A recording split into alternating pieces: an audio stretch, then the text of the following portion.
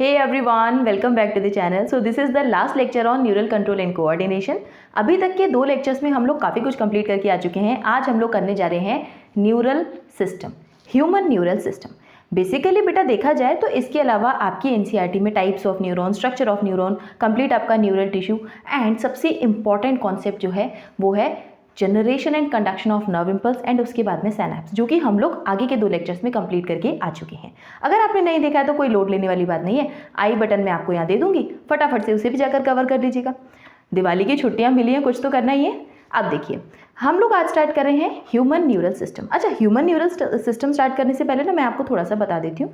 Neural system अगर हम लोग अपने एनिमल ग्रुप्स में देखें बेटा तो स्टार्ट हुआ था आपके पहले हाइड्रा में, जिसके पास में simple network of neurons present था बेटा. ठीक है, सिंपल नेटवर्क ऑफ न्यूरॉन्स इसके पास में थे.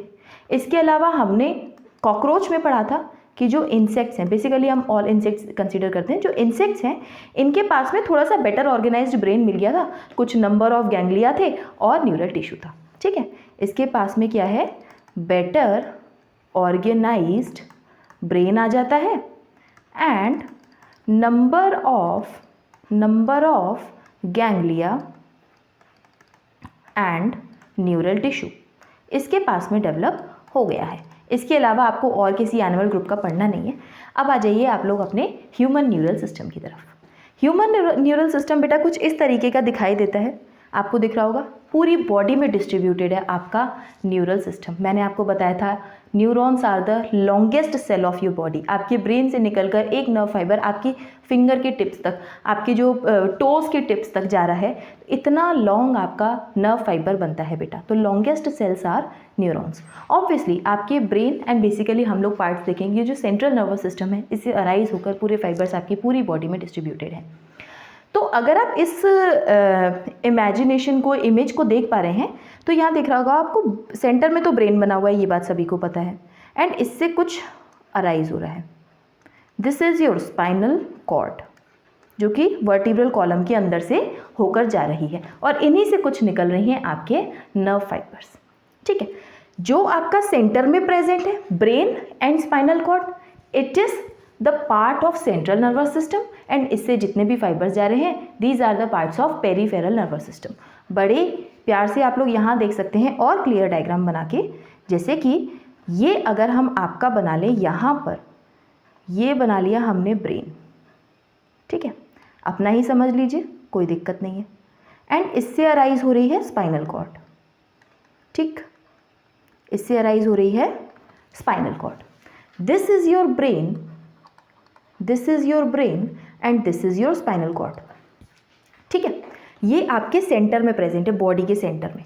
ब्रेन ऑब्वियसली आपके क्रेनियम के अंदर है, आपके स्कल के अंदर इनक्लोज्ड है, जबकि स्पाइनल कॉर्ड आपके वर्टिब्रल कॉलम के बीच में से होकर जाता है. मैंने आपको बताया था कि जितनी भी आपकी वर्टिब्रा है उनके बीच में एक कैविटी प्रेजेंट होती है, जिससे कि एक hollow tube like structure form कर रही होती हैं सभी वर्टिब्रीज मिल करके, जो कि स्पाइनल कॉर्ड को जाने का रास्ता देंगी.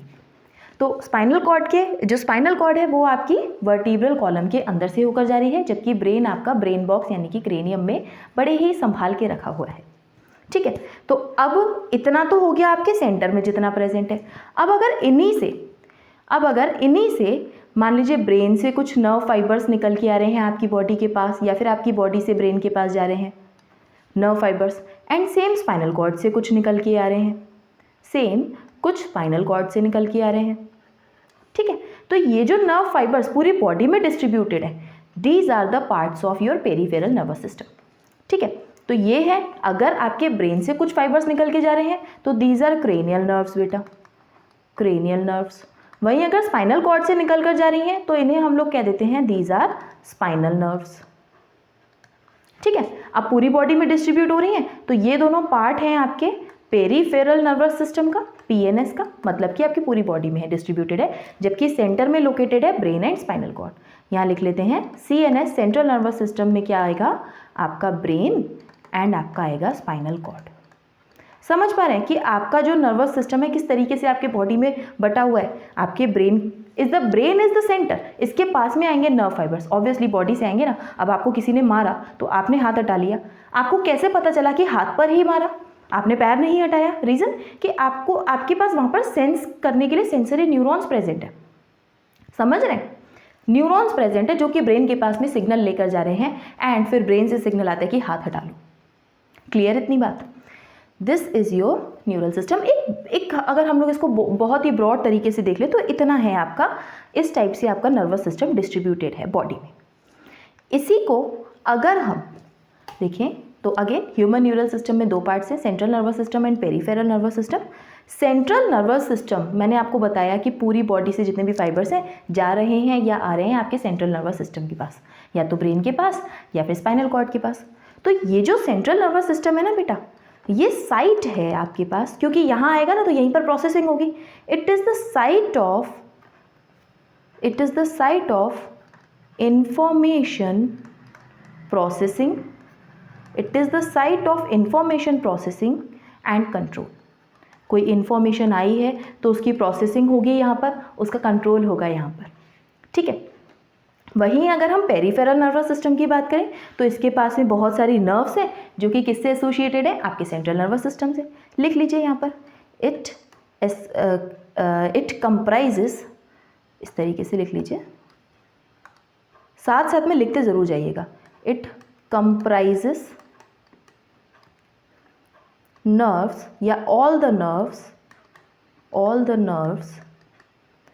of the body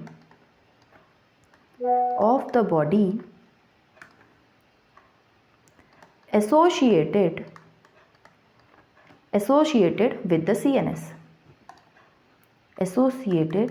with the CNS, ठीक है। इतनी बात क्लियर है? विद द CNS जितनी भी आपके nerve fibres central nervous system से एसोसिएटेड हैं वो पार्ट है आपके पेरिफेरल नर्वस सिस्टम का। अब हमें ये बात तो समझ में आ गई है कि ये जो पेरिफेरल नर्व से नर्व फाइबर्स निकल रहे हैं, दीज आर एक्सोन्स। ऑब्वियसली हमारी जो हमने न्यूरॉन का स्ट्रक्चर पढ़ा था उसका जो एक्सोन है it is the nerve fibre, ठीक है। तो इसमें आ क्या रहे हैं, आपके नर्व फाइबर्स आते हैं बेटा। बड़े ध्यान से समझते जाइएगा, अगर ये एक बार आपको समझ में आ गया तो काफ़ी ईजीली आप लोग इसे कर जाएंगे। और ये मैं आपको काफ़ी बेसिक से बता रही हूँ, जो कि आप लोग बहुत छोटी, आपको 10th क्लास में भी बता दिया जाता है इतनी चीज़ें कि कहाँ से कौन सा न्यूरॉन आ रहा है, बट यहाँ पर गलतियाँ बच्चे कर जाते हैं। तो इसे बड़े ध्यान से देखिएगा। These nerve fibers are obviously axons, axon जा रहा है, ठीक, एंड वापस आ रहा है, तो these nerve fibers are axons. And ये एक्सोन है बेटा दो टाइप के, समझिएगा बात को। मैंने जैसे आपको बताया कि आपको कोई चोट लगी तो उस चोट वाले स्पॉट पर आपको सेंस हुआ, मैंने आपको मारा, मैंने आपको पेन चुबा दी, आपको जैसे ही सेंस हुआ, मतलब आपको सेंस हुआ है, कुछ आपको सेंस हुआ है, ये सेंस लेकर एक न्यूरॉन या एक नर्व फाइबर जाएगा आपके ब्रेन के पास या फिर स्पाइनल कॉर्ड के पास, बेसिकली आपके सेंट्रल नर्वस सिस्टम के पास, और कहेगा कि इसे पेन लगी है। और वहाँ से रिप्लाई आएगा कि भाई आपको हाथ हटाना है। समझ रहे हैं? तो अगर आपको याद हो, हमने जहाँ पर एक्सक्रीटरी सिस्टम पढ़ा था, एफरेंट एंड इफरेंट आर्टेरियोल का कॉन्सेप्ट पढ़ा था, तो जो आर्टेरियोल आ रहे थे उन्हें हम लोग कहते थे एफरेंट, जो जा रहे थे उन्हें कहते थे इफरेंट। सेम इसमें है दो नर्व फाइबर, जो सेंट्रल नर्वस सिस्टम के पास में आ रहे हैं उन्हें कहते हैं एफरेंट फाइबर्स, ठीक, उन्हें कहते हैं हम एफरेंट फाइबर्स, ठीक है। वहीं जो आपके नर्वस सिस्टम से, आपके बेसिकली सेंट्रल नर्वस सिस्टम से एक पर्टिकुलर कोई एक्शन का पोटेंशियल लेकर जा रहे हैं उन्हें हम लोग कहते हैं इफरेंट नर्व फाइबर्स लिखिएगा, ठीक। अब एक चीज़ और, जब मैंने आपको मस्कुलर सिस्टम पढ़ाया था तो बताया था जो आपके न्यूरॉन लेकर आते हैं उन्हें हम लोग मोटर न्यूरॉन भी कहते हैं। एंड अभी मैंने आपको बताया जो चीज़ आपको सेंस हुई कौन सा न्यूरॉन लेकर जाएगा, सेंसरी। तो अगर आपको कोई चोट लगी है और आप सेंस करके सेंट्रल नर्वस सिस्टम के पास लेके जा रहे हैं तो एफरेंट नर्व फाइबर को हम लोग सेंसरी नर्व फाइबर भी कह सकते हैं, सेंसरी नर्व फाइबर। और जबकि इफरेंट नर्व फाइबर इंफॉर्मेशन लेके आ रहा है उसे हम मोटर नर्व फाइबर भी कह सकते हैं। समझ रहे हैं? ये सारी चीज़ें आपको बहुत बेसिक तरीके से याद हो जाएंगी। एफरेंट इफरेंट का मतलब समझिए, सेंट्रल नर्वस सिस्टम के रेस्पेक्ट में देख रहे हैं। दूसरी बात, सेंसरी कहाँ से सेंस लेकर गया है, और मोटर जो हमने हमारे मस्कुलर सिस्टम में जब मैंने आपको पढ़ाया था तो वहाँ पर मोटर एंड प्लेट का भी जिक्र हमने किया था, ठीक है। तो ये तो हो गई इतनी बात, ठीक। ये हो गए इसके दो टाइप्स, इन्हें आप लिख लीजिएगा। क्लियर है इतनी बात। अब देखिए, ये जो बेटा एफरेंट फाइबर है ना, इनकी है एक प्रॉपर्टी। ये जो आपके एफरेंट फाइबर्स है ना, इनकी है एक प्रॉपर्टी, जो कि हम यहाँ लिख लेते हैं आगे थोड़ा सा।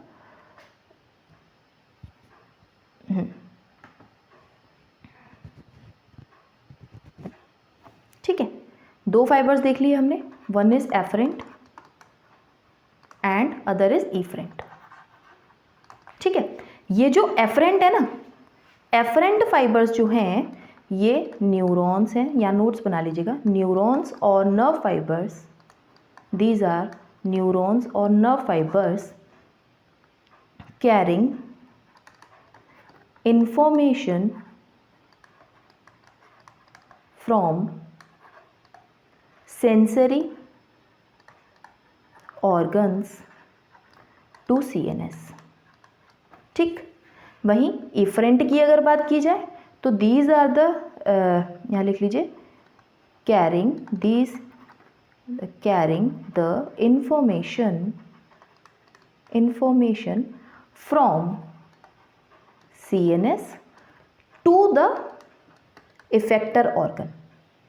ठीक, टू द इफेक्टर ऑर्गन या इफेक्टर साइट भी आप इसे कह सकते हो। ठीक है, तो ये बेसिकली सेंस लेकर जा रहा है एफरेंट, एंड इफरेंट सेंस को लेकर आ रहा है। अब ये जिस इफेक्टर ऑर्गन या साइट के पास में इम्पल्स को लेकर जा रहे हैं, वो अगर साइट आपकी स्केलेटल मसल्स है तो ये कंप्राइज करता है सोमैटिक नर्वस सिस्टम को बेटा। अगर ये इफरेंट न्यूरॉन जो हैं या इफरेंट नर्व फाइबर्स जो हैं, अगर ये स्केलेटल मसल्स के पास जा रहे हैं तो ये जितना नर्वस सिस्टम कंप्राइज कर रहे हैं उन्हें हम कह देते हैं सोमैटिक नर्वस सिस्टम। जबकि ये अगर इस इंफॉर्मेशन को लेकर आ रहे हैं आपके जो इनवॉलेंट्री आपके सिस्टम हैं उन तक लेकर आ रहे हैं, तो इसे हम कह देते हैं ऑटोनॉमिक नर्वस सिस्टम, जिसका चार्ट आगे बना हुआ है, डोंट वरी। ठीक है, ये मैं आपको समझाना चाह रही हूँ कि बेसिकली एनसीईआरटी में क्या है, पीएनएस ने दे दिया somatic nervous system, autonomic nervous system और फाइबर्स भी दे दिए। अब आप कंफ्यूज कि क्या पार्ट्स हैं, तो these are the fibers associated, and इन्हीं फाइबर्स में जो इफरेंट हैं, इफरेंट कहाँ जा रहे हैं उसके बिहाफ पर दो हम लोग इसमें पार्ट्स बनाते हैं, autonomic nervous system and somatic nervous system. अगर स्केलेटल मसल्स के पास जा रहा है तो सोमैटिक नर्वस सिस्टम, एंड अगर ये विसरल ऑर्गन्स के पास जा रहा है तो autonomic nervous system. Somatic nervous system में यहाँ लिख लीजिए, ये सारी चीज़ें आप लोग लिख लीजिए। सोमैटिक नर्वस सिस्टम में द फाइबर्स लिख लीजिए, द फाइबर्स कमिंग या कैरिंग, राइटिंग का थोड़ा सा देख लीजिएगा, यहाँ पर carrying fibers carrying information to the voluntary parts, या फिर इन्हें हम लोग स्केलेटल मसल्स भी कह सकते हैं, स्केलेटल मसल्स। ठीक, जबकि ऑटोनॉमिक नर्वस सिस्टम में क्या होगा, ये इंफॉर्मेशन को कैरी कर रहे होंगे carrying information to involuntary organs, या फिर आप कह दो स्मूथ मसल्स। ठीक है, स्मूथ मसल्स। ठीक, जहाँ से वॉलेंट्री एक्शन आ रहा है उसके बिहाफ पर इफरेंट आर्टेरियल के बेसिस पे हमने सोमैटिक नर्वस सिस्टम बना दिया, एंड इनवॉलेंट्री एक्शंस के बिहाफ पर हमने ऑटोनॉमिक नर्वस सिस्टम बना दिया। आप इस तरीके से समझिए ना कि somatic, S stands for somatic, S stands for skeletal muscles. Autonomic का मतलब कि ऑटो जनरेट होगा, इनवॉलेंट्री अपने आप एक्शन करेगा, हमारा कोई कंट्रोल नहीं है। ठीक है, इस तरीके से आप समझ लीजिए। अब इसी के बिहाफ पर जो आपका ऑटोनॉमिक नर्वस सिस्टम है ना बेटा, ये जो ऑटोनॉमिक नर्वस सिस्टम है ये भी डिवाइडेड है दो टाइप के नर्वस सिस्टम में, या ये भी कंप्राइज कर रहा होता है दो टाइप के नर्वस सिस्टम को। One is sympathetic nervous system and another is parasympathetic nervous system. अगर आप बहुत कूल एंड काम कंडीशन में बैठे हुए हैं, बहुत रिलैक्स्ड हैं, तो आपका एक पर्टिकुलर नर्वस सिस्टम वर्क कर रहा है जिसे हम लोग पैरासिम्पैथेटिक नर्वस सिस्टम कहते हैं। जबकि अगर आप बहुत ज़्यादा स्ट्रेस्ड आउट हैं कि अब एग्ज़ाम आने वाला है, अब तो मेरी हार्ट बीट बढ़ रही है, मेरे मार्क्स नहीं आ रहे हैं, अब मेरी हार्ट बीट बढ़ रही है, या फिर आप जा रहे थे अचानक से सीढ़ियों से गिरने से बच गए तो आपको धक धक होने लगी, ये वाली जो इमरजेंसी वाली सिचुएशन है, इसमें जो एक्टिवेट होता है it is sympathetic nervous system. अच्छा, एक बात और आपको याद होगी, जहाँ पर मैंने आपको बताया था हार्ट रेट को कंट्रोल किया जा सकता है, वहाँ मैंने आपको बताया था सिंपैथेटिक नर्वस सिस्टम से भी कंट्रोल होता है, पैरासिम्पैथेटिक नर्वस सिस्टम से भी कंट्रोल होता है। पैरासिम्पैथेटिक नर्वस सिस्टम को हम लोग रेस्ट एंड डाइजेस्ट सिस्टम कहते हैं, क्योंकि ये रिलैक्स स्टेट में फंक्शनल है, जबकि इमरजेंसी की कंडीशंस में सिंपैथेटिक नर्वस सिस्टम एक्टिवेटेड रहता है। तो इसी के बेसिस पर ऑटोनॉमिक नर्वस सिस्टम में ऑब्वियसली स्केलेटल मसल्स में नहीं जाएगा, ये आपके इधर से ही है, इसमें हम लोग बना सकते हैं sympathetic nervous system, sympathetic nervous system and parasympathetic. ठीक, अब ये जो सिंपैथेटिक नर्वस सिस्टम है ये कब एक्टिवेट होगा? इमरजेंसी की कंडीशन में, जबकि पैरासिम्पैथेटिक रेस्ट एंड डाइजेस्ट, ये रिलैक्स स्टेज का है। ठीक, अब इसी को आप ये नोट्स लिख भी लीजिएगा, और ये आपका मैंने पूरा यहाँ पर आपको चार्ट भी बनाकर प्रोवाइड कर दिया है दिस। अब इसी में आप यहाँ पर पॉइंट्स मेंशन कर लेंगे कि इसमें 2 टाइप के नर्व फाइबर आते हैं, सेंसरी एंड मोटर, जिन्हें हम लोग एफरेंट एंड इफरेंट भी कहते हैं बेटा, और सारी चीज़ें आपको यहीं लिखनी है। आपको एक चार्ट बनाना है कंप्लीट, मैं आपको स्लाइड्स में बता रही हूँ ताकि आप समझ पाएँ, आपको एक ही चार्ट में ओवरऑल अपने शॉर्ट नोट्स प्रिपेयर कर लेने हैं। ठीक है, इस तरीके से आप सारी चीज़ें यहाँ मेंशन कर लेंगे। तो एक बार उसे मैं इसको थोड़ा सा एक्सप्लेन कर देती हूँ, फिर हम लोग बढ़ जाएंगे हमारे सेंट्रल नर्वस सिस्टम की तरफ। देखिए, आपका नर्वस सिस्टम 2 पार्ट्स में डिवाइडेड है, central nervous system and peripheral nervous system. Central nervous system में आता है brain and spinal cord, and इन्हीं से अराइज जो फाइबर्स हैं ये कंप्राइज कर रहे होते हैं पेरिफेरल नर्वस सिस्टम। ब्रेन से जो नर्व्स निकल रही होंगी उन्हें हम लोग क्रेनियल नर्व्स कहेंगे, जबकि स्पाइनल कॉर्ड से जो निकल रही होंगी उन्हें हम कहेंगे स्पाइनल नर्व्स। कितनी होती हैं, कितने पेयर होती हैं, बिल्कुल सिलेबस में नहीं है आपके। ठीक, पेरिफेरल नर्वस सिस्टम, अच्छा सेंट्रल नर्वस सिस्टम की बात करें तो इन्फॉर्मेशन प्रोसेसिंग एंड कंट्रोल होगा, जबकि पेरिफेरल नर्वस सिस्टम इसे लेकर जाएगा, तो इसके पास में आएंगे सारे फाइबर्स। अब ये फाइबर है 2 टाइप के, जो सेंस करके लेकर जा रहा है सेंट्रल नर्वस सिस्टम के पास, उन्हें हम कहते हैं सेंसरी नर्व फाइबर, जबकि जो वापस लेकर आ रहा है information it is motor nerve fibre या फिर इफरेंट नर्व फाइबर। ठीक, अब इफरेंट नर्व फाइबर कहाँ पर लेकर आ रहा है? अगर ये स्केलेटल मसल्स के पास लेकर आ रहा है तो सोमैटिक नर्वस सिस्टम बना रहा है, अगर ये आपके स्मूथ मसल्स के पास लेकर आ रहा है तो ऑटोनॉमिक नर्वस सिस्टम बना रहा है। अब इसी के बिहाफ पर ये इमरजेंसी की सिचुएशन में एक्टिवेट हो रहा है तो सिंपैथेटिक नर्वस सिस्टम है, अगर ये रेस्ट एंड डाइजेस्ट की सिचुएशन में एक्टिवेट हो रहा है तो पैरासिम्पैथेटिक नर्वस सिस्टम है। इतना सा है बेटा आपका peripheral nervous system. Obviously nerve fibres ही तो है, इतना आपके सिलेबस में। ठीक है, अब ये बात आती है कि ये हो गया आपका पेरिफेरल नर्वस सिस्टम। ठीक है, जो कि ये पूरा यहाँ हो गया। ठीक है, अब एक चीज़ और, ये जो आपका ANS है, मतलब ऑटोनॉमिक नर्वस सिस्टम है ANS, इसे हमने क्या बताया कि यहाँ पर बेसिकली आपके जितनी भी चीज़ें हैं स्मूथ मसल्स के पास जा रही हैं। ठीक है, इसके बिहाफ पर हमने सिंपैथेटिक एंड पैरासिम्पैथेटिक पढ़ लिया। तो बेटा बेसिकली जो आपका ये ANS तो छोड़ लो, हम अगर पूरा PNS देख लें तो इसमें ये चीज़ें हैं कि ये आपका जो ब्रेन और स्पाइनल कॉर्ड था, इनके पास में नर्व फाइबर्स आ रहे हैं या जा रहे हैं, तो ये ऐसे सीधे सीधे तो नहीं आ रहे हैं, इनके पास में काफ़ी जगह नेटवर्क बना होगा, कई जगह ऐसा होगा कि नर्व फाइबर्स बहुत ज़्यादा कलेक्ट हो गए होंगे आपके ब्रेन में, जहाँ पर बहुत सारे आपके सेल बॉडीज इकट्ठी हो गई होंगी, तो उन सेंटर्स को हम लोग पर्टिकुलरली एक टर्मिनोलॉजी यूज़ करते हैं। तो ये टर्मिनोलॉजी मैं आपको बताना चाह रही हूँ, अगर आप कहीं पर देख लेंगे तो आप कंफ्यूज हो जाएंगे कि मैम इसका मतलब क्या था, इसका आंसर कैसे करें। तो देखिए, अगर एक ऐसा सेंटर है जहाँ पर इस तरीके से कई सारे न्यूरॉन्स मिलते हैं, ठीक, जहाँ पर कई सारे न्यूरॉन्स इस तरीके से मिलते हैं, ठीक, तो ये न्यूरॉन्स एक जगह बहुत सारे इकट्ठे हो गए। अब इन इकट्ठे न्यूरॉन्स का जहाँ पर बहुत सारी सेल बॉडी हैं, जहाँ पर बहुत सारी सेल बॉडी हैं, इस प्लेस को अगर हम सेंट्रल नर्वस सिस्टम में देख पा रहे हैं तो इसे हम कहेंगे न्यूक्लियाई। अगर हम इन्हें पेरिफेरल नर्वस सिस्टम में देख पा रहे हैं तो इसे हम कहेंगे गैंग्लिया। समझ रहे हैं? तो यहाँ पर लिख लीजिए, टर्मिनोलॉजी में लिख लीजिए, कलेक्शन ऑफ सेल बॉडी को हम लोग टेबल ही बना लीजिए,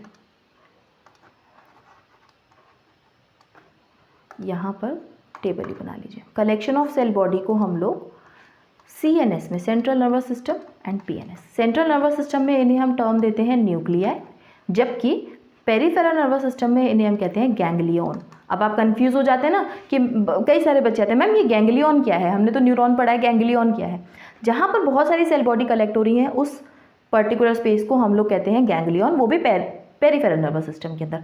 वहीं अगर सेंट्रल नर्वस सिस्टम की बात की जाए तो उसे हम लोग न्यूक्लियाई कहते हैं उस जगह पर। दूसरा,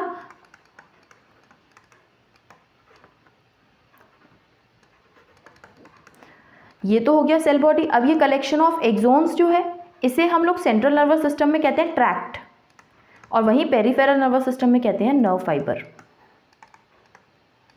ठीक, जस्ट इतनी सी एक टर्मिनोलॉजी है। और दूसरी बात, जहाँ कहीं पर बहुत लंबा चौड़ा नेटवर्क बन जाए न्यूरॉन्स का, अगर नेटवर्क ऑफ न्यूरॉन फॉर्म हो जाए, नेटवर्क ऑफ न्यूरॉन्स बन गया है, तो इस पर्टिकुलर स्ट्रक्चर को हम लोग प्लेक्सस वर्ड यूज़ करते हैं इसके लिए। ठीक है, तो यहाँ जहाँ भी आपको nuclei, tract, ganglion, nerve fibre, plexus मिल जाए तो वहाँ कंफ्यूज नहीं होना है, ये टेबल आपको याद कर लेना है।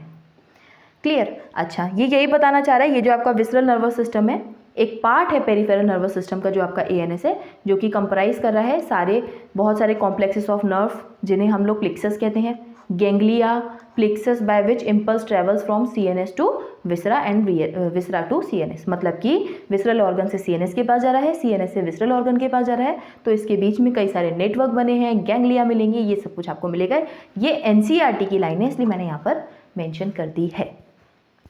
पेरिफेरल नर्वस सिस्टम क्लियर है बेटा? साथ के साथ NCERT को रखकर ज़रूर पढ़ते जाइए, अदरवाइज कंफ्यूज हो जाएंगे, क्योंकि कॉम्प्लिकेटेड तरीके से NCERT में मेंशन है। जितना आपके सिलेबस में मैंने आपको यहाँ सिंप्लीफाई करके बता दिया है, और चार्ट साथ में बनाते जाइएगा। अब आता है सेंट्रल नर्वस सिस्टम। हमने जितने भी ये हमारे बनाया था, हमने ये जो हमारा ये डायग्राम ड्रॉ किया था ये वाला, इसमें हमने ये ऑरेंज वाला कंप्लीट पढ़ लिया। अब जो बीच में हमने ड्रॉ किया ब्रेन एंड स्पाइनल कॉर्ड, जो कि आपके सेंट्रल नर्वस सिस्टम के अंदर आता है, हमें ये पढ़ना है। ठीक है, तो अब हम लोग पढ़ लेंगे हमारा सेंट्रल नर्वस सिस्टम।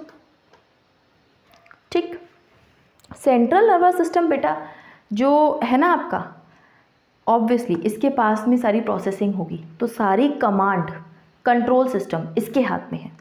ये क्या है? कमांड एंड कंट्रोल सिस्टम है। ठीक, कमांड एंड कंट्रोल सिस्टम है। ये सेंटर है, ये सेंटर है, इट इज़ द सेंट्रल। जितना भी आपके वॉलेंट्री मसल्स का एक्शन है, आपकी बॉडी का बैलेंस हो रहा है। ठीक है, सेंटर के अभी सेंटर वाला पॉइंट हम बाद में लिखेंगे, पहले कंट्रोल लिख लीजिए, जहाँ जहाँ ये कंट्रोल कर रहा है। इट कंट्रोल्स आपकी बॉडी का जितना भी वॉलेंट्री मसल्स हैं, वॉलेंट्री मसल्स को कंट्रोल कर रहा है। ठीक, आपकी बॉडी के बैलेंस को, बैलेंस ऑफ बॉडी, आपकी बॉडी का बैलेंस बना रहा है।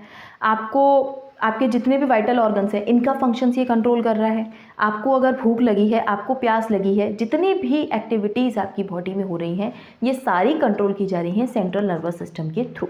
ये सब कुछ आप लोग को PDF में रिटन फॉर्मेट में सारी चीज़ें मिल जाएंगी बेटा। इसके आगे नोट्स रिटन में भी बने हुए, वहाँ आपको मिल जाएंगे।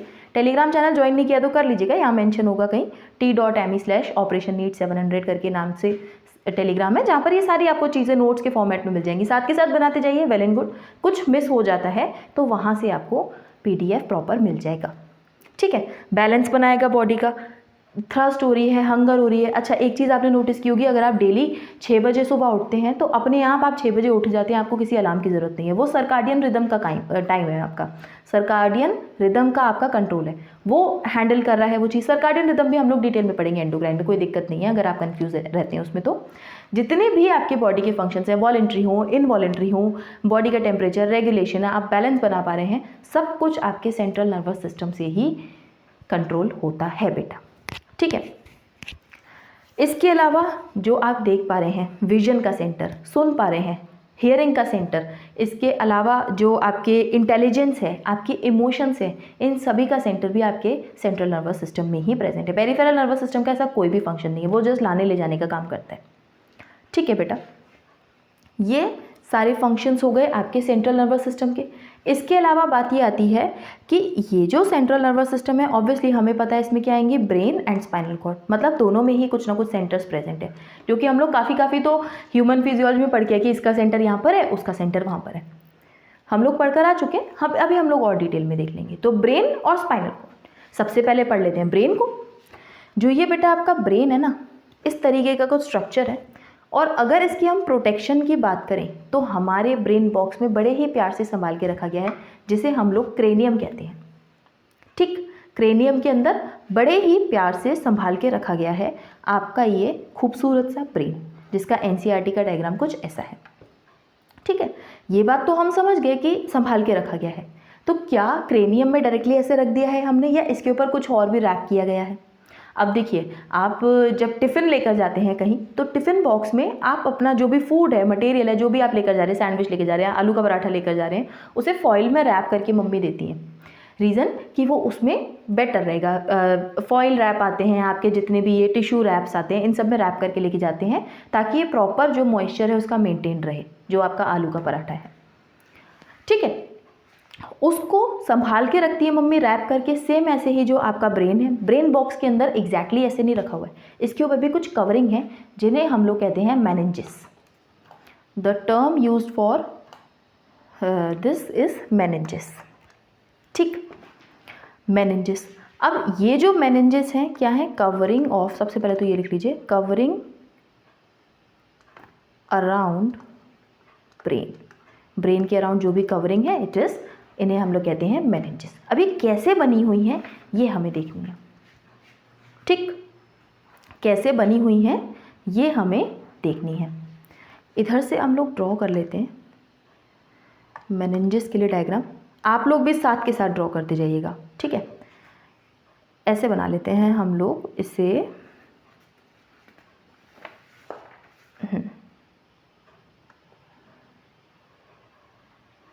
दिख रहा है?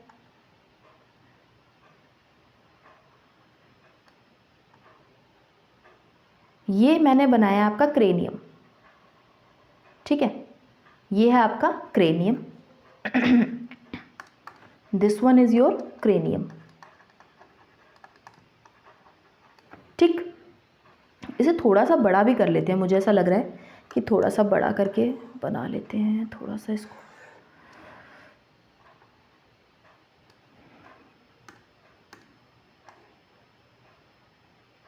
ये जी,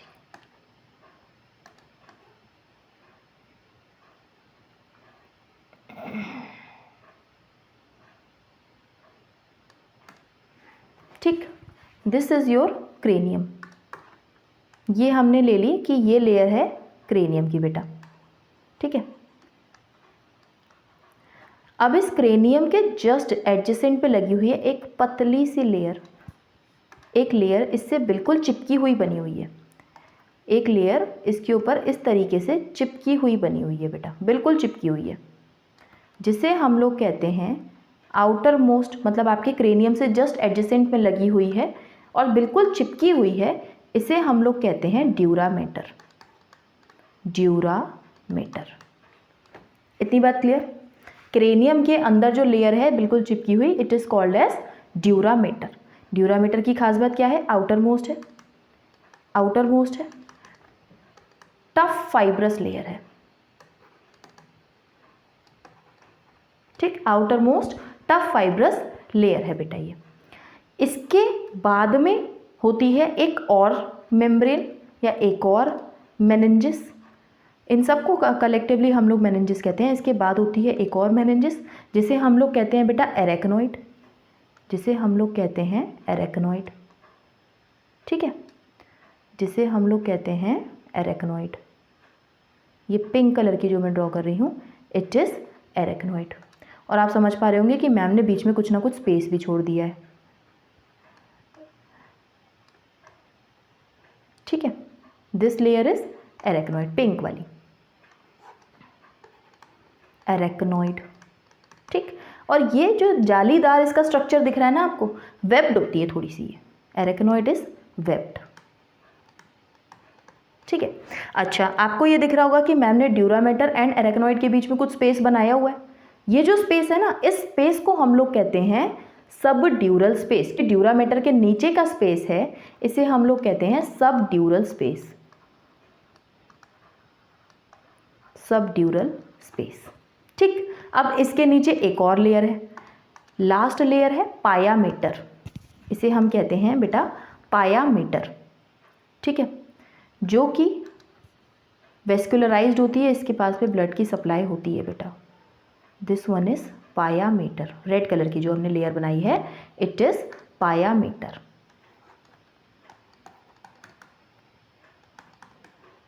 ठीक, इनर मोस्ट लेयर है ये, और ये आपके ब्रेन के डायरेक्ट कांटेक्ट में भी है। ठीक, it is the inner most and it is in contact with brain, in contact with brain, brain के डायरेक्ट कांटेक्ट में ये प्रेजेंट है बेटा। ठीक, अब इसके बीच में भी कुछ स्पेस बन गया है, आप देख पा रहे होंगे इसके बीच में भी कुछ स्पेस बना हुआ है। तो ये वाला जो स्पेस है इसको हम लोग कहते हैं, क्योंकि एरेक्नॉइड के बीच का स्पेस है, इसे हम कह देते हैं सब एरेक्नॉइड स्पेस, सब एरेक्नॉइड स्पेस। क्योंकि ड्यूरा मैटर के नीचे जो स्पेस था उसे हम कह दिया सब ड्यूरल स्पेस, एरेक्नॉइड के नीचे जो स्पेस है उसे हम कह देंगे सब एरेक्नॉइड स्पेस या सब एरेक्नॉइडल स्पेस। ठीक है, ये स्पेस क्यों बना हुआ है? इन स्पेस के अंदर बेटा भरा हुआ होता है आपका सेरिब्रोस्पाइनल फ्लूइड। इस स्पेस के अंदर क्या भरा हुआ है आपका? सेरिब्रोस्पाइनल फ्लूइड, सेरिब्रोस्पाइनल फ्लूइड इसके अंदर भरा हुआ है। और पाया मैटर के जस्ट नीचे लोकेटेड है आपका brain, this is your brain. समझ रहे हैं? तो आपका इतने से ब्रेन को कवर करने के लिए इतनी सारी लेयर्स बनी हुई हैं बेटा। सबसे बाहर क्रेनियम की कवरिंग, हार्ट कवरिंग, उसके अंदर टफ फाइब्रस लेयर, सबसे बाहर की ड्यूरा मैटर। अगर आपको याद नहीं होता सीक्वेंस में क्वेश्चन आता है बेटा, ड्यूरा मैटर, एरेक्नॉइड एंड पाया मैटर। तो सबसे बाहर ड्यूरेबल होगी, ड्यूरेबल इज ड्यूरा मैटर, जो कि फाइब्रस होगी ऑब्वियसली, टफ फाइब्रस होगी क्योंकि सबसे बाहर है ना, ड्यूरेबल बनानी है तो टफ फाइब्रस लेयर है ड्यूरा मैटर। फिर इसके बाद में आएगी एरेक्नॉइड, और स्पेस तो जरूर बनेगा। ड्यूरा मैटर के नीचे का स्पेस सब ड्यूरल स्पेस, एरेक्नॉइड वेब्ड होगी, जालीदार होगी कुछ कुछ। फिर इसके अंदर आएगी पाया मैटर जो कि वेस्कुलराइज्ड होगी, एंड पाया मैटर सबसे अंदर है। इसके बीच का जो स्पेस है वो हो गया सब एरेक्नॉइड स्पेस, क्योंकि एरेक्नॉइड के बीच का स्पेस है सब arachnoid space. This is your protection of your brain. Brain को प्रोटेक्ट कैसे किया है, ठीक है।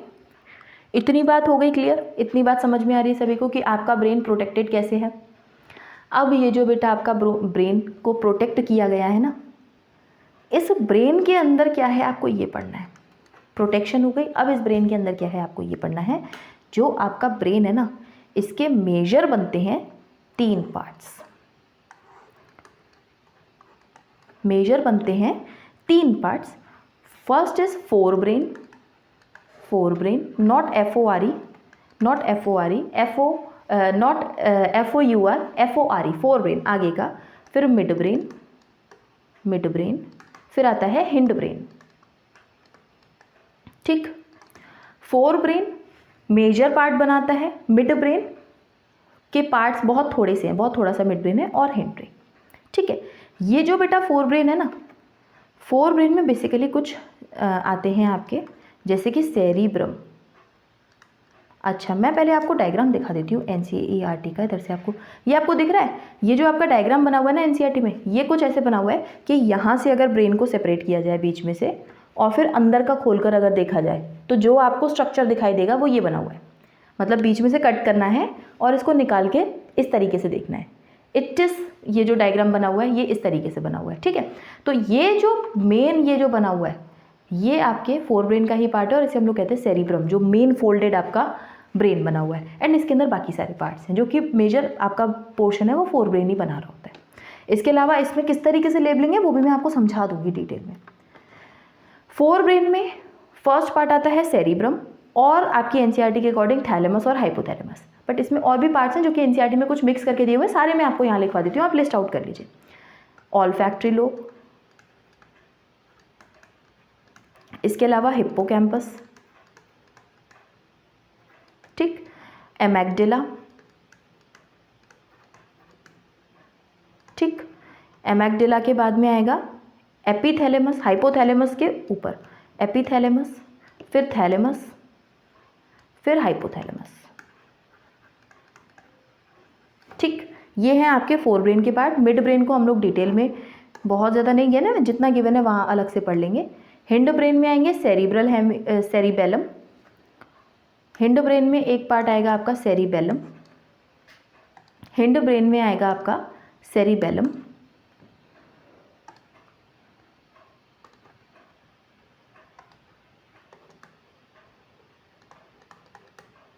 ठीक, दूसरा आएगा पॉन्स और तीसरा आएगा मेड्यूला। ये चार्ट बड़ा उसमें देखते आ रहे हो, बचपन से देखते आ रहे हो, बहुत कुछ ऐसा नहीं है। ये जितने मैंने लोब्स एक्स्ट्रा लिखवाए हैं इनका हम लोग फंक्शन भी देखेंगे, क्योंकि एनसीईआरटी में बीच में कहीं मिक्स करके दे दिया हुआ है। ठीक है, तो अब हम लोग ये आपके पार्ट्स हैं, इतना लिख लीजिए। इसके बाद में हम लोग सबसे पहले फोर ब्रेन को डिटेल में पढ़ लेंगे। ठीक है, बेसिकली सेरिब्रम को ही पढ़ेंगे सबसे पहले। यहाँ पढ़ लेते हैं फोर ब्रेन। फोर ब्रेन में सबसे पहले आएगा आपका सेरिब्रम। सेरिब्रम बेटा जो आपका एनसीईआरटी का डायग्राम, अगर मैं यहाँ पर आपको बताऊँ, जो एनसीईआरटी का डायग्राम ये है,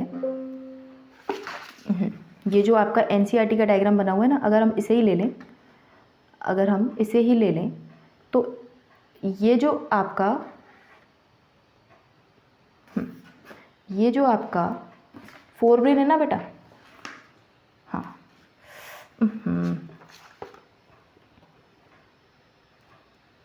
यहाँ देख लीजिए, ये जो आपका फोर ब्रेन है ना बेटा, इस तरीके से यहाँ पर इसको ले लीजिए।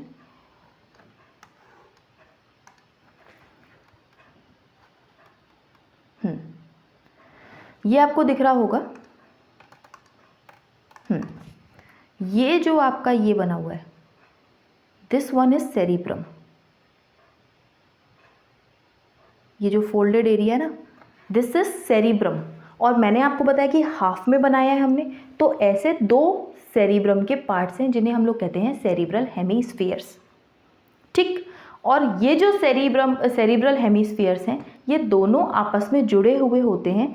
यहाँ पर एक स्ट्रक्चर बना हुआ है, this one is corpus callosum. यहाँ पर मेंशन्ड है कॉर्पस कैलोसम।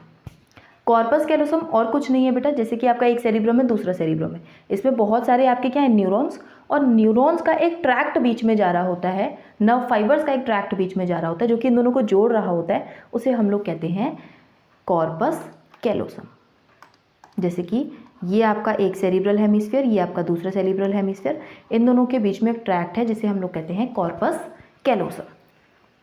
ठीक है, इतनी बात समझ में आ रही है। दो हैं आपके सेरिब्रल हेमिस्फीयर और इनके बीच में क्या है, कॉर्पस कैलोसम, जो कि इन्हें कनेक्ट कर रहा है। ठीक, cerebrum is most prominent part of brain. Cerebrum is the most prominent part of brain. सबसे ज़्यादा यही दिखाई दे रहा है हमें।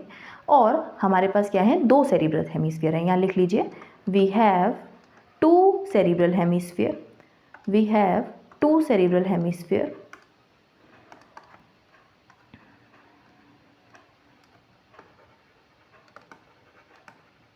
ठीक, एंड ये कनेक्टेड किससे हैं, दीज आर कनेक्टेड बाय या वाया भी लिख सकते हो, tract of nerve fibers known as corpus callosum. ठीक, सेरिब्रल हेमिस्फीयर है, इनको जोड़ने के लिए बीच में ट्रैक्ट बनी हुई है जिसे हम लोग कॉर्पस कैलोसम कहते हैं। इतनी बात क्लियर है। देखिए, अब ये जो सेरिब्रल हेमिस्फीयर है ना, ये बने हुए कैसे हैं, ये मैं आपको बताना चाह रही हूँ। ये है आपका सेरिब्रम, ऐसे फोल्डेड होता है। अच्छा, जितने ज़्यादा फोल्ड होंगे उतने ज़्यादा यहाँ पर न्यूरॉन हो पाएंगे, और जितने ज़्यादा न्यूरॉन हो पाएंगे उतना ज़्यादा आप इंटेलिजेंट होंगे।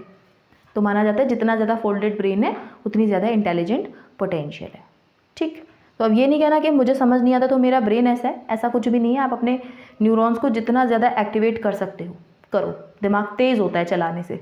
ठीक है, ये हमने बना लिया आपका सेरिब्रम। इस तरीके से इसमें ये लोकेटेड होता है। अच्छा, एक चीज़ और मैं आपको बताना चाह रही हूँ, ये जो है ना बेटा, इसमें आउटर साइड पर जितने भी ये आपका आउटर साइड है ना, ये जो आपका सेरिब्रम है, इसमें आउटर साइड पर प्रेजेंट होते हैं, इस तरीके से अगर हम बना लें तो ये जो आउटर साइड है ना, यहाँ पर होते हैं बेसिकली सेल बॉडी, और इन्हीं से निकल रहे होते हैं नर्व फाइबर्स जो कि आपके पूरे सेरिब्रम में बीच में जा रहे होते हैं।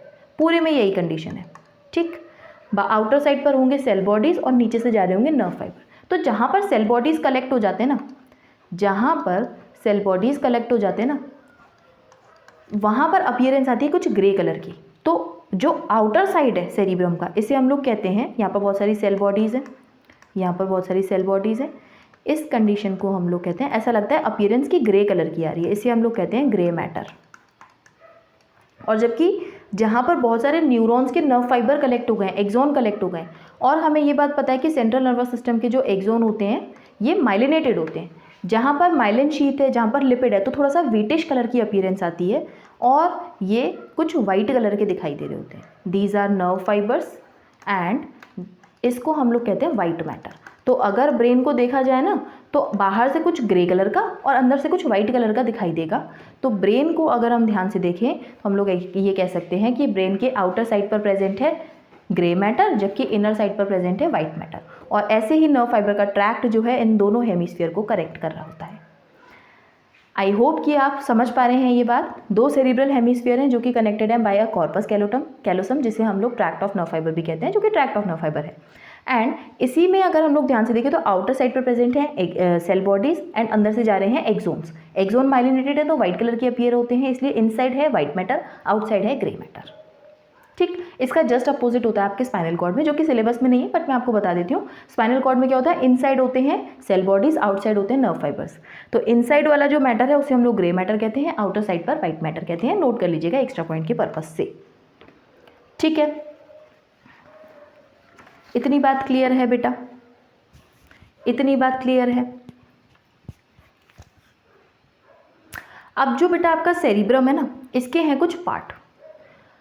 अगर हम सेरिब्रम को आउटर साइड पर देखें, कॉर्टेक्स रीजन को देखें, सेरिब्रम को हम लोग अगर आउटर साइड पर देखें, कॉर्टेक्स रीजन में देखें, तो इसके हम लोग मेजर 3 पार्ट्स बना सकते हैं। एक होगा सेंसरी, एक होगा मोटर एंड एक होगा एसोसिएशन, ठीक। तो आपकी एनसीईआरटी कहती है कि सेरिब्रल कॉर्टेक्स क्या है, सेरिब्रल कॉर्टेक्स।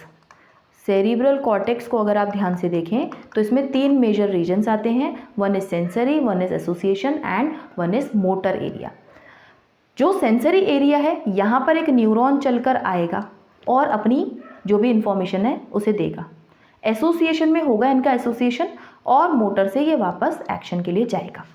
एसोसिएशन एरिया बनाता है मेजर लार्ज स्पेस है, जैसा कि मैंने डायग्राम में भी शो किया हुआ है आपको, लार्ज स्पेस है और इसके फंक्शंस यहाँ लिख लीजिए। लार्ज एरिया है बेटा ये, ठीक। एंड रिस्पॉन्सिबल है, रिस्पॉन्सिबल फॉर मेमोरी, जो आपकी मेमोरी का सीन है। कम्युनिकेशन, आप बोल पा रहे हैं, बता पा रहे हैं, कम्युनिकेशन। इसके अलावा इंटरसेंसरी फंक्शन, इंटरसेंसरी फंक्शन। इंटरसेंसरी फंक्शन का मतलब ये कि पहली बात तो ये आपका जो है फंक्शन परफॉर्म कर रहा है, सेंसरी से आ रहा है, मोटर से आ रहा है, एसोसिएट कर रहा है, पहली बात। दूसरी बात कि इधर क्या होता है, जितने भी आपके मोटर सेंसरी है ना, वो लार्ज अमाउंट में यहाँ पर कलेक्ट हो रहे होते हैं न्यूरॉन्स, ठीक है। तो यहाँ पर लिख लीजिए सेंसरी एंड मोटर न्यूरॉन्स यहाँ पर लार्ज नंबर में कलेक्ट हो रहे होते हैं, और ये एसोसिएशन एरिया का पर्टिकुलर सेंसरी जैसा या मोटर जैसा कोई फंक्शन नहीं है। It is neither sensory nor motor, कुछ बीच का है। इसे हम लोग रिले सेंटर भी कह सकते हैं, मतलब यहाँ पर नीदर सेंसरी,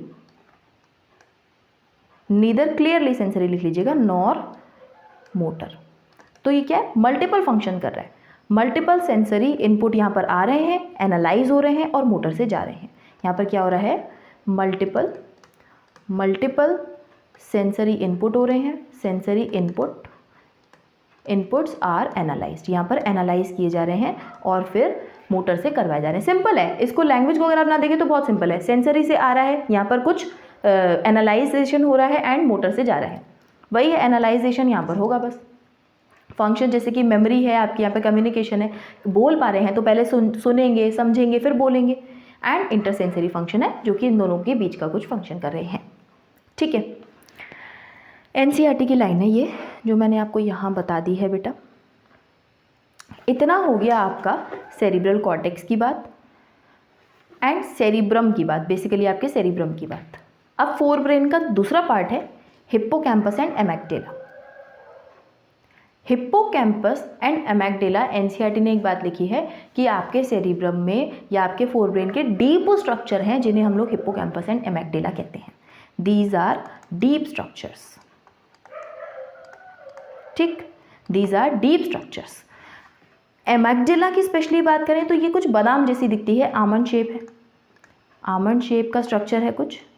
एंड ये A for amygdala, A for almond and A for anger, जो आपको गुस्सा आता है, जो आपको बदले की भावना आती है कि इसने मेरा ये नुकसान किया है, मैं इसका ये नुकसान करूँगा, तो ये जो रेज वाली फीलिंग है, एंगर एंड रेज इधर से ही कंट्रोल होता है। एंगर एंड रेज इधर से ही कंट्रोल हो रहा है बेटा आपका। तो आपको जो गुस्सा आ रहा है, जब आपको गुस्सा आएगा तो आप ये सोचेंगे कि मेरा तो एमेग्डाला वाला रीजन अभी एक्टिवेटेड है, ठीक है। दूसरा है हिप्पोकैम्पस। हिप्पोकैम्पस में क्या हो रहा है कि ये रिस्पॉन्सिबल है, responsible for converting long term memory, long term memory, sorry short term memory into long term memory. जो आपकी शॉर्ट टर्म मेमोरी है उसको लॉन्ग टर्म मेमोरी में कन्वर्ट करने का काम ये करता है, टू लॉन्ग टर्म मेमोरी। अगर आपको कोई चीज़ बहुत ज़्यादा टाइम तक याद नहीं रहती है, फिर आप उसे लर्न करते हो, याद हो जाती है, तो जो शॉर्ट टर्म मेमोरी है उसे लॉन्ग टर्म मेमोरी में कन्वर्ट करने का काम है हिप्पोकैम्पस का, ठीक है। अब एक चीज़ और मैं बताना चाह रही हूँ आपको, ये जो एमेग्डाला है ना बेटा, ये जो हिप्पोकैम्पस है, हिप्पोकैम्पस लिख लीजिए, हिप्पोकैम्पस प्लस एमेग्डाला अगर हम मिला दें एमेग्डाला, तो ये दोनों फॉर्म करते हैं एक सिस्टम जिसे हम कहते हैं लिम्बिक सिस्टम। क्या बनाते हैं ये? Limbic system. और ये जो लिम्बिक सिस्टम है ना, इन दोनों को हमने जोड़ दिया, क्या बना लिया इन्होंने? Limbic system. ये जो लिम्बिक सिस्टम है ना बेटा, ये आपके इमोशनल बिहेवियर के लिए बहुत ज़्यादा रिस्पॉन्सिबल है। जो आपके इमोशंस आ रहे हैं ना आपके, और बेसिकली इसके अलावा आपका हाइपोथैलेमस भी मिला देते तो आपका इमोशनल ब्रेन बन जाता है, बट लिम्बिक सिस्टम के कुछ पर्टिकुलर फंक्शन है, जैसे कि जो भी आपकी फीलिंग्स हैं, लाइक जैसे कि आपके जितने भी स्ट्रॉन्ग इमोशंस हैं वो यहाँ से आ रहे हैं। स्ट्रॉन्ग इमोशंस लिख लीजिए, स्ट्रॉन्ग इमोशंस का सेंटर है। अब इस लिम्बिक सिस्टम के साथ में मिला दीजिए एक और चीज़। एक काम करिए, अब इस लिम्बिक सिस्टम के साथ में, इसके साथ में हाइपोथैलेमस भी मिला दीजिए। हाइपोथैलेमस भी जब आप मिला देंगे तो बन जाएगा आपका इमोशनल ब्रेन, तो बन जाएगा आपका इमोशनल ब्रेन, जो कि रिस्पॉन्सिबल है आपके कई टाइप के इमोशनल रेस्पॉन्सेस के लिए। जैसे आपको बहुत तेज़ मोटिवेशन आ रहा है कि मैं ये चैप्टर कंप्लीट किए बिना लेक्चर को नहीं छोड़कर जाऊंगा, ये मोटिवेशन आ रहा है आपके इमोशनल ब्रेन से, जिसमें 3 मेजर पार्ट है, एमेग्डाला, हिप्पोकैम्पस एंड हाइपोथैलेमस, ठीक। आपको बहुत तेज़ गुस्सा आया, वही एमेग्डाला ने दिलवाया, है ना। अब इसके अलावा आपका बहुत सारे एक्सप्रेशन, जैसे एक्साइटमेंट आ रही है आपको बहुत ज़्यादा, प्लेजर है किसी चीज़ का, रेज की भावना, गुस्से की भावना, डर और लग रहा है आपको, फियर है कि अब मेरा एग्ज़ाम पास आने वाला है, ये जितने भी इमोशंस हैं। इसके अलावा सेक्सुअल बिहेवियर या फिर सेक्सुअल इमोशंस का भी सेंटर आपके यहीं पर प्रेजेंट है, ठीक है। तो लिख लीजिए सेक्सुअल बिहेवियर जितने भी आपके इमोशंस हैं, ठीक है। एक्सप्रेशन ऑफ इमोशंस, जैसे कि आपके एक्साइटमेंट हो रही है, आपको एक्साइटमेंट हो गया, जैसे कि प्लेजर हो गया, ठीक, जैसे कि रेज हो गया, आपको बदला लेना है किसी से, फियर हो गया, एंगर हो गया, ठीक। इसके अलावा मोटिवेशन, ये जितने भी फीलिंग है ये सब कुछ आपके एमेग्डाला, हिप्पोकैम्पस एंड हाइपोथैलेमस मिला के कंट्रोल कर रहे होते हैं बेटा।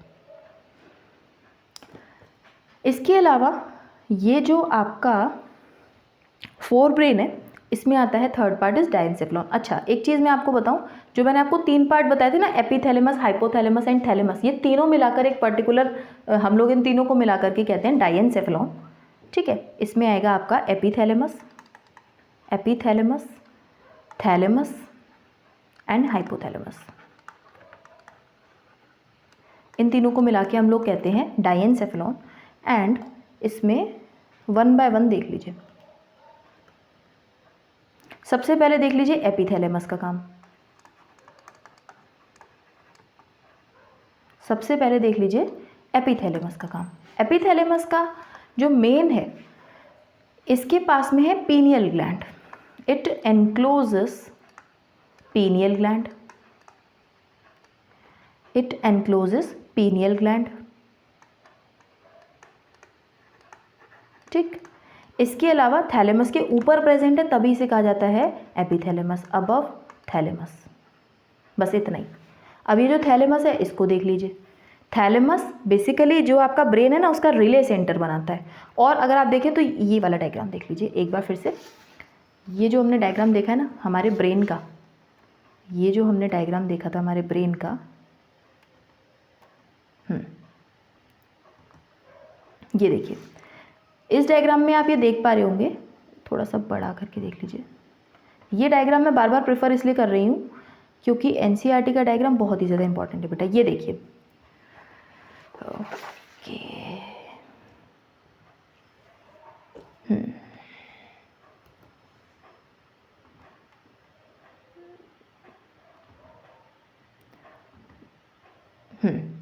ये देखिए क्या है, ये मिरर इमेज बन गया इसका।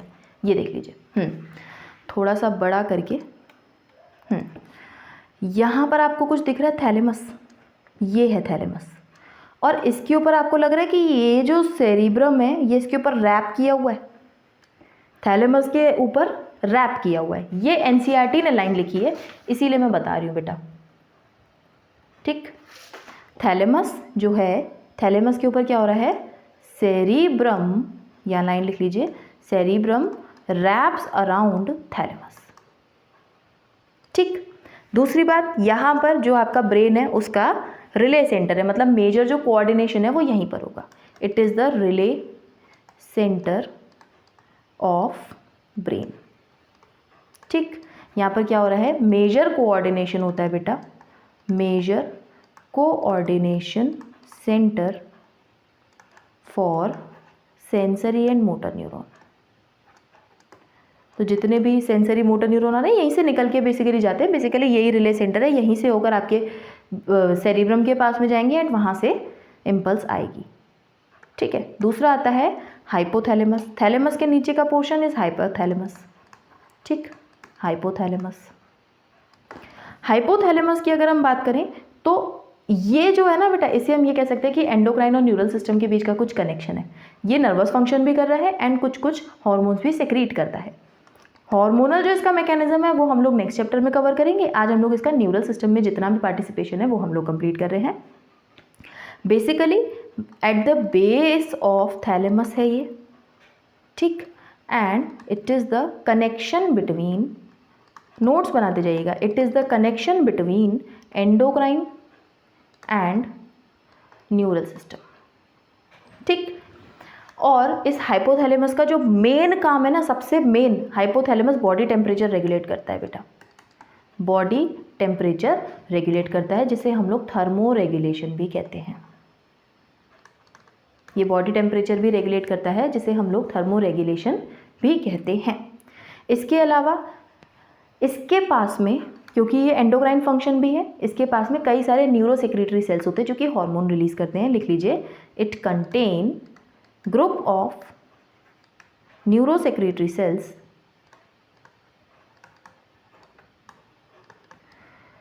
जो कि सेक्रेट करती हैं हाइपोथैलेमिक हार्मोन, विच सेक्रेट हाइपोथैलेमिक हार्मोन्स।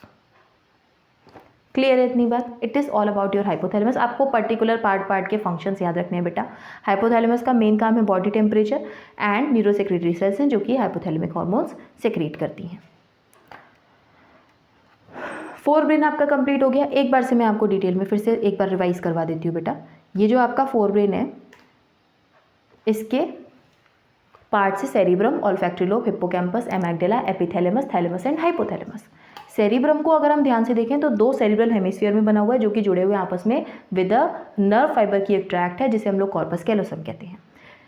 ये जो आपके सेरिब्रल हेमिस्फीयर हैं, अगर हम इन्हें ध्यान से देखें तो बाहर की तरफ इन पे प्रेजेंट होते हैं सेल बॉडीज़ जिन्हें हम लोग ग्रे मैटर कहते हैं, और अंदर प्रेजेंट है एक्सोन्स, इसे हम लोग वाइट मैटर कहते हैं, क्योंकि axons are myelinated and myelin sheath is made up of lipid, and lipid है तो व्हीटिश अपीयरेंस आती है। एंड इसका जस्ट अपोजिट होता है आपके स्पाइनल कॉर्ड में। इस सेरिब्रम की अगर हम कॉर्टेक्स को देखें तो सेरिब्रल कॉर्टेक्स का मेजर पार्ट बनाता है एसोसिएशन एरिया, थोड़ा थोड़ा सेंसरी एंड मोटर। सेंसरी में आएगी इम्पल्स, मोटर से जाएगी इम्पल्स, एसोसिएशन इसे एसोसिएट करेगा। फोर ब्रेन के पार्ट्स अगर हम देखें, सेरिब्रम हो गया, हिप्पोकैम्पस के पास जैसे ही हम आते हैं तो हिप्पोकैम्पस आपका शॉर्ट टर्म मेमोरी को लॉन्ग टर्म मेमोरी में कन्वर्ट कर रहा होता है, जबकि एमेगडेला आमंड शेप का है, एंगर और रेज के लिए रिस्पॉन्सिबल है। ये दोनों स्ट्रक्चर डीप स्ट्रक्चर्स हैं आपके फोर ब्रेन के। हिप्पोकैम्पस एमेगडेला मिलकर बनाता है लिम्बिक सिस्टम, और इसी लिम्बिक सिस्टम में अगर हम हाइपोथैलेमस को ऐड कर दें तो ये बनाता है हमारा इमोशनल ब्रेन, जो कि आपके sexual behaviour, expression of emotion जैसे गुस्सा आया, प्यार आया, प्लेजर, एक्साइटमेंट, रेज, फियर, जितनी भी फीलिंग है, इसके अलावा मोटिवेशन, ये सब कुछ इसी के अंदर इंक्लूडेड है। एंड स्ट्रॉन्ग इमोशंस यहीं से आ रहे होते हैं। इसके बाद में फोर ब्रेन के जो बचे हुए पार्ट है एपिथैलेमस, थैलेमस एंड हाइपोथैलेमस, इन तीनों को मिलाकर हम लोग कहते हैं ये डायनसेफेलॉन है। एंड एपिथैलेमस थैलेमस के ऊपर का पार्ट जो कि पीनियल ग्लैंड इसके पास लोकेटेड होती है। थैलेमस जो है इसके ऊपर आपका पूरा सेरिब्रम रैप हुआ होता है और मेजर कोऑर्डिनेशन सेंटर है सेंसरी और मोटर न्यूरॉन्स का। वहीं हाइपोथैलेमस की बात करें तो ये कुछ कनेक्शन है एंडोक्राइन और न्यूरल सिस्टम के बीच का, क्योंकि ये नर्वस रेगुलेशन भी कर रहा है और एंडोक्राइन हार्मोन्स भी सिक्रीट कर रहा है। थैलेमस के नीचे प्रेजेंट होता है इसलिए इसे हाइपोथैलेमस कहते हैं। मेन जो इसका फंक्शन है वो बॉडी टेम्परेचर यानी कि थर्मो रेगुलेशन है। एंड कई सारी न्यूरोसेक्रेटरी सेल्स हैं इसके पास में जो कि हाइपोथैलेमिक हार्मोन सिक्रीट करती हैं। अच्छा, एक ये क्वेश्चन आया हुआ था प्रीवियस ईयर में कि अगर आपका हाइपोथैलेमस डैमेज हो जाए किसी एक्सीडेंट में तो क्या होगा, बॉडी टेम्परेचर रेगुलेट नहीं होगा। इस तरीके से थोड़ा सा स्टूपिड सा क्वेश्चन आया हुआ था, वही बॉडी टेम्परेचर मेजर फंक्शन है।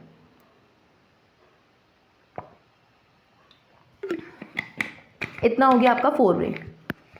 आ जाते हैं मिड ब्रेन पर। मिड ब्रेन का जितनी छोटी स्पेलिंग है उतना छोटा सा मिड ब्रेन दिया हुआ है आपकी NCERT में, और NCERT के आगे हमें जाना भी नहीं है, ठीक है। मिड ब्रेन के पास में बेटा 4 लोब्स प्रेजेंट होते हैं जिन्हें हम लोग कॉर्पोरा क्वाड्रिजेमिना कहते हैं। इसके पास में 4 लोब्स प्रेजेंट हैं जिन्हें हम लोग कहते हैं कॉर्पोरा क्वाड्रिजेमिना, ठीक है। बस इतना लिखा हुआ है NCERT में। बाकी मैं आपको एक चीज़ और बता देती हूँ, इस तरीके से होती हैं ये 4 लोब्स, ठीक है। 2 ऊपर होती हैं, 2 नीचे। जो ऊपर है ये बेसिकली आपके विजुअल रिफ्लेक्स के लिए, जो आपकी सुपीरियर है, एंड ये है ऑडिटरी रिफ्लेक्स के लिए। थोड़ा सा मैं बता देती हूँ। विजुअल रिफ्लेक्स का मतलब ये कि एक सीन बड़ा ही कॉमन है, कोई निकल के जा रहा है मान लीजिए आपके सामने से, आप ऐसे देखते हैं उसे, टेबल फैन वाली फीलिंग। और ये आदतें देखी जाती हैं मोस्टली लोगों में कि इस तरीके से देखे जा रहे हैं, बिल्कुल कुछ जानकर देख रहे हैं, कुछ नॉर्मली देख रहे हैं कि अगर आपके आगे से बस निकल कर जा रही है, आप ट्रेन में बैठे पेड़ निकल के जा रहे हैं, तो आपकी ये वाला मूवमेंट हो रहा है। आईज का जो मूवमेंट है आपका, आप देखना चाह रहे हैं उस चीज़ को, इस वजह से आपके नेक का भी मूवमेंट हुआ है। इससे हम कहते हैं विजुअल रिफ्लेक्स। आपके विजन की वजह से आपके नेक का मूवमेंट हुआ। वहीं अगर मैं आपको पढ़ा रही हूँ, मुझे कोई ज़ोर से आवाज़ दे, रेखा, मैं एकदम से पीछे आवाज़ करूँगी, जहाँ भी आवाज़ आई है वहाँ की तरफ मेरी बॉडी टिल्ट हो जाएगी, तो इसको कहेंगे ऑडिटरी रिफ्लेक्स, कि कानों से मैंने सुना और मेरी बॉडी का रिफ्लेक्स आया। समझ रहे हैं? तो देख के जो रिफ्लेक्स आया it is visual reflex, and सुनकर जो रिफ्लेक्स आया इट इज़ ऑडिटरी रिफ्लेक्स। ये दोनों इसके लिए रिस्पॉन्सिबल होते हैं, ठीक। इसके अलावा एक और चीज़ प्रेजेंट होती है जो कि थोड़ा सा डायग्राम से समझाना चाहती हूँ मैं। NCERT में तो बस लाइन लिखी हुई है बेटा। देखिए, ये आपके 2 हैं सेरिब्रल हेमिस्फीयर, ठीक है। इसके अलावा ये इसके आगे के पार्ट्स, ये बना लिया मैंने मिड ब्रेन, ये जो मैं थोड़ा सा डार्क करके बना रही हूँ, एंड ये आपका बाकी का पार्ट। ये नहीं है कि मैं एक वो बाल काट रही हूँ, चोटी बना रही हूँ, ऐसा कुछ भी नहीं है, ठीक है। इसके अंदर जो हमारा नर्वस सिस्टम है हॉलो होता है, इसके बीच बीच में कुछ स्पेसेस प्रेजेंट होते हैं जिसके अंदर सेरिब्रो स्पाइनल फ्लूइड भरा होता है, जिसे हम लोग वेंट्रिकल्स भी कहते हैं बेटा, जो कि बहुत ज़्यादा आपके सिलेबस में नहीं है। ये देख लीजिए, इसके पास में कुछ वेंट्रिकल्स होते हैं जिससे ये लेयर निकल के जा रही होती है, ये इस तरीके से कुछ निकल के जा रही होती है, जिसके अंदर सेरिब्रो स्पाइनल फ्लूइड भरा हुआ है पूरे में। तो यहाँ से जो ये मिड ब्रेन का रीजन दिख रहा है आपको, ये जितना भी मिड ब्रेन का रीजन दिख रहा है आपको, ये बनाया हमने मिड ब्रेन, ठीक, ये ग्रीन कलर का है मिड ब्रेन। इस मिड ब्रेन के पास से ये जो ट्यूब जारी होती है इसे हम लोग कहते हैं सेरिब्रल एक्विडक्ट। इसके अंदर सेरिब्रोस्पाइनल फ्लूइड भरा होता है, इसे हम कहते हैं सेरिब्रो एक्विडक्ट। तो इसमें एनसीईआरटी में लिखा हुआ है मिड ब्रेन से निकल के जाती है cerebral aqueduct. Cerebral aqueduct passes through mid brain. अब एनसीईआरटी में ये लाइन लिखी, आपको समझ नहीं आएगा कि सेरिब्रल एक्विडक्ट है क्या। वो बेसिकली जो आपके कुछ स्पेसेस होते हैं बेटा जिन्हें वेंट्रिकल्स कहते हैं, जिनके अंदर सेरिब्रोस्पाइनल फ्लूइड भरा होता है। बहुत डिटेल में आपको नहीं पढ़ना है वो, बस इतना याद रखिए जो वेंट्रिकल्स हैं इनसे एक डक्ट निकल के जा रही होती है जो कि मिड ब्रेन के रास्ते से होकर जा रही है, उसे हम लोग सेरिब्रल एक्विडक्ट कहते हैं, जो कि पास होकर जा रही है मिड ब्रेन से। बस इतना आपको याद रखना है। तो 4 लोब्स हैं, कॉर्पोरा क्वाड्रिजेमिना ऊपर नीचे, ठीक है। ये भी आपको याद नहीं रखना है, ये भी एनसीईआरटी में नहीं है, बस ये 2 पॉइंट्स एनसीईआरटी में दिए हुए हैं, आपको इतना याद रखना है। ये मैंने आपको इसलिए बताया ताकि आप समझ पाएँ कि एक्चुअल में ये चीज़ें हैं क्या। नेक्स्ट आता है हिंड ब्रेन। हिंड ब्रेन के हमने 3 पार्ट देखे, cerebellum, pons and medulla. Cerebellum ये डबल एल है ना, एंड आपके 2 पैर होते हैं, इसे आप याद रख लीजिए आपका बॉडी का बैलेंस। बॉडी बैलेंस इसका मेन फंक्शन है, ठीक। अच्छा, सेरिबेलम जब आप एनसीईआरटी में डायग्राम देखेंगे बेटा, ये जो एनसीईआरटी का डायग्राम जो बना हुआ है ये वाला, इसमें देखिए ये लोकेटेड है सेरिबेलम, साइड में लोकेटेड है। नहीं याद होता है तो ऐसे याद रख लीजिए कि इसका बैलेंस नहीं है ब्रेन के स्ट्रक्चर में, लेकिन तब भी ये आपकी बॉडी का बैलेंस बना रहा है, ठीक है। सेरिबेलम, ठीक है। तो सेरिबेलम को अगर हम देखें तो ये बेटा, इसे हम बड़े प्यार से लिटिल ब्रेन भी कहते हैं, क्योंकि ऐसा लगता है ब्रेन के नीचे ब्रेन लटक रहा है। देखिए ना, बिल्कुल वैसे ही स्ट्रक्चर बना हुआ है, दिख रहा है, बिल्कुल वैसे ही स्ट्रक्चर बना हुआ है। इसे हम लोग लिटिल ब्रेन भी कहते हैं, और इसके पास में भी 2 हेमीस्फीयर होते हैं। इसे हम लोग सेरिबेलर हेमीस्फीयर कहते हैं। इसके पास क्या है, 2 सेरिबेलर हेमीस्फीयर, समझ रहे। एंड ये जो दोनों सेरिबेलर हेमीस्फीयर हैं बेटा आपके, ये इनमें भी सेम होता है, grey matter outside and grey outside पर है, एंड जबकि वाइट होगा इनसाइड पर, सेम जैसा आपके सेरिबेलम में था, ठीक। दूसरी चीज़, जितने भी आपके इनवॉलेंट्री एक्शन है उन्हें ये कंट्रोल करता है, कंट्रोल्स इनवॉलेंट्री एक्शंस। और मेन फंक्शन है बॉडी बैलेंसिंग, ये इसके मेजर फंक्शन है। इतना आपका सेरिबेलम आपको पढ़ना है, इससे ज़्यादा बहुत ज़्यादा नहीं पढ़ना है। दूसरा आता है पॉन्स। इधर तो मैंने आपको रेस्पिरेशन जब पढ़ाया था तो कंट्रोल ऑफ या रेस्पिरेशन रेगुलेशन में पढ़ाया था कि पॉन्स में कुछ न्यूमोटैक्सिक सेंटर प्रेजेंट होते थे, जो कि आरआरसी को बोलते थे कि अब रुक जाओ, बहुत ज़्यादा ब्रीथ रेट हाई हुई है, थोड़ी सी ब्रीथ रेट डिक्रीज कर दो। तो वो सेंटर इसके पास में प्रेजेंट है। इसके पास में क्या प्रेजेंट है, न्यूमोटैक्सिक सेंटर प्रेजेंट है, न्यूमोटैक्सिक सेंटर, ठीक। इसके अलावा न्यूमोटैक्सिक सेंटर जो कि आरआरसी पर एक्ट करता है, ठीक है। पॉन्स की अगर हम बात करें तो इसके पास में बेटा कुछ ऐसे न्यूरॉन्स होते हैं जो कि आपके डिफरेंट रीजन ऑफ ब्रेन को कनेक्ट कर रहे होते हैं। इसके अलावा इसके पास में it has neurons that interconnect different regions of the brain via neuron। Different region of brain neuron के थ्रू ये कनेक्ट भी कर रहा होता है, क्योंकि पॉन्स का लोकेशन आपका इस तरीके का है बेटा, कुछ ये रहे आपके पॉन्स, ठीक है। तो ये डिफरेंट रीजन से कनेक्ट भी कर रहा होता है आपके ब्रेन को, ठीक। इसके बाद में आ जाता है मेड्यूला ऑब्लोंगेटा। इसमें हमने आरआरसी पढ़ा था कि इसके पास में आरआरसी होता है। इसके अलावा ये बेटा जो कि आपकी हार्ट रेट है इसे कंट्रोल करता है, एचआर को कंट्रोल करता है। इसके अलावा वॉमिटिंग सेंटर भी इसी के पास में प्रेजेंट है, अगर आपको वॉमिटिंग हो रही है तो वो सेंटर भी इसी के पास में प्रेजेंट है। गैस्ट्रिक सेक्रीशन भी इसी के पास में प्रेजेंट है सेंटर, अगर आपकी गैस्ट्रिक जूसेस जो रिलीज होने हैं उसके सेंटर भी इसी के पास में प्रेजेंट है, गैस्ट्रिक सेक्रीशंस।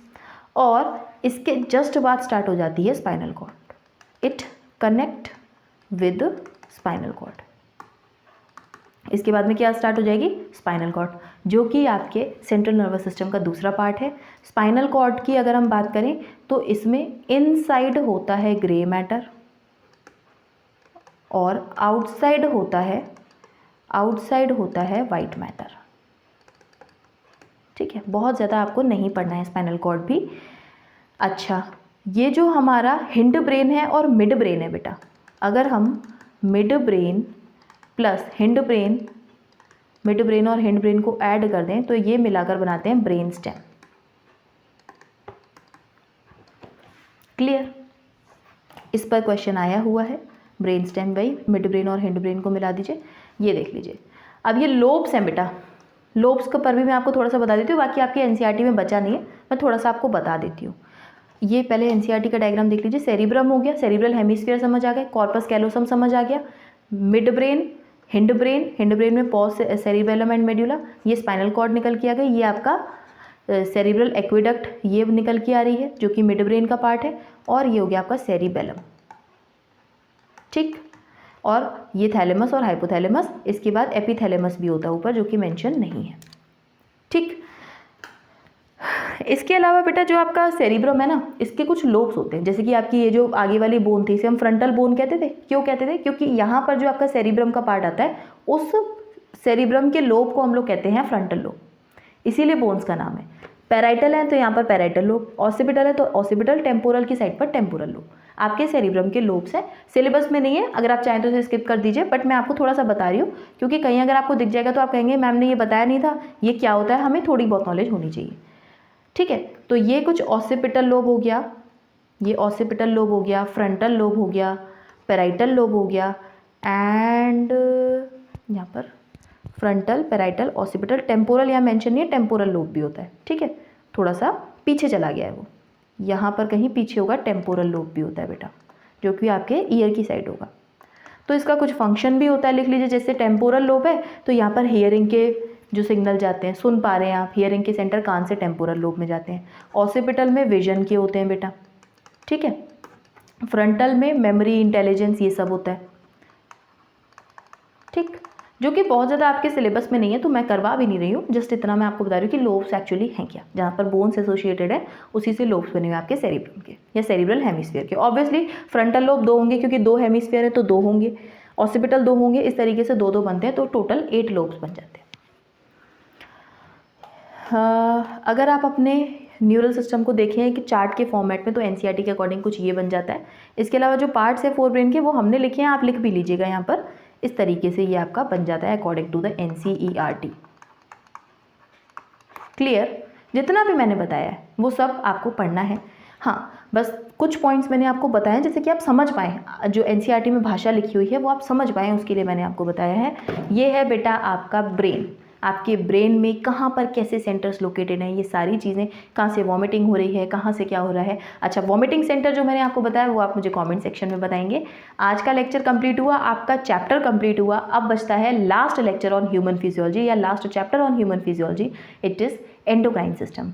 हमने न्यूरल रेगुलेशन तो देख लिया, बॉडी में हो कैसे रहा है, अब हम देखेंगे एंडोक्राइन रेगुलेशन कैसे होता है। नेक्स्ट चैप्टर को कंप्राइज करने के लिए, नेक्स्ट चैप्टर को क्लियर करने के लिए इसी तरीके से चैनल को सब्सक्राइब कर लीजिएगा, जिससे कि आप इजीली नोटिफिकेशन आपको मिल जाए, फटाफट से कर लें, आपको जाकर सर्च ना करना पड़े। ठीक है, और इसके चैप्टर के नोट्स आपको मिल जाएंगे इस टेलीग्राम चैनल पर अभी ही लेक्चर एंड होने के बाद में, और वहाँ से आप नोट्स ले लीजिए, अपने नोट्स बनाइए, कंप्राइज करके एक चार्ट फॉर्म में बनाइए। मैं चाहती हूँ कि इस तरीके का चार्ट बना लीजिए और यहीं पर सारी चीज़ें छोटे छोटे पॉइंट्स पे लिख लीजिए। मेरा तो बोर्ड है, आप लिख सकते हैं अपनी नोटबुक में, बहुत छोटा छोटा करके यहाँ पर सारे पॉइंट्स लिख लीजिए, यहाँ पर सारे पॉइंट्स लिख लीजिए, जिससे कि एक पेज में आपका पूरा ब्रेन आ जाए। आगे पीछे करके लिख लीजिए, जैसे आ जाए आपका एक पेज में आपका पूरा ब्रेन कवर हो जाए, ताकि आपको रिवाइज करने में बहुत ज़्यादा डिफिकल्टी ना हो। अच्छा, इस सब के बाद में अगर फिर भी आपका कुछ ह्यूमन फिजियोलॉजी में बचा रह जाता है तो जो अभी तक आपने कवर नहीं किया है तो फटाफट से कवर कर लीजिएगा। लिंक दिया हुआ है डिस्क्रिप्शन में, प्लेलिस्ट का लिंक दिया हुआ है ह्यूमन फिजियोलॉजी का, जितने चैप्टर्स हैं पर्टिकुलर चैप्टर्स का, सभी चैप्टर्स का लिंक दिया हुआ है। एनिमल टिश्यूज़ का लिंक दिया हुआ है, अगर आपका वो कवर नहीं हुआ है तो उसे जाकर कवर कर लीजिए, क्योंकि अभी आपकी दिवाली की जो छुट्टियां पड़ेंगी, माने ना माने 2 दिन की तो आपकी हर इंस्टीट्यूट की छुट्टी रहती है, तो उन 2 दिन के डे ऑफ में आप अपना बैकलॉग कवर कर सकते हैं बेटा। क्या करना है, इस प्लेलिस्ट को ओपन कीजिए, 2x पर देख डालिए। अगर आपको ऑलरेडी आपने कवर किया हुआ है तो रिवाइज भी तो कर सकते हैं, 2x पर देख डालिए, रिवीजन हो जाएगा आपका कंप्लीट ह्यूमन फिजियोलॉजी का। क्योंकि हम लोग दिवाली के बाद में कंप्लीट ह्यूमन फिजियोलॉजी का टेस्ट भी ऑर्गेनाइज करने जा रहे हैं। उससे पहले इस चैप्टर का होगा कल आपका test, no doubt, but complete human physio का आपका आफ्टर दिवाली टेस्ट भी होना है, तो उसके लिए आप फटाफट से इसको रिवाइज कर लीजिए। अगर आपने पढ़ा है तो भी कोई बात नहीं, 2x पर जाके इन चैप्टर्स को अच्छे से रिवाइज करिए और अपने टेस्ट पेपर में full out of full score करने का ट्राई करिए। I need 200 out of 200 in that test paper. 50 question का वो टेस्ट पेपर होगा, आपको सेम टेलीग्राम चैनल पर मिल जाएगा। अगर अभी तक ज्वाइन नहीं किया तो ज्वाइन कर लो, ठीक है। So this is all for today's lecture. Thank you and have a nice day.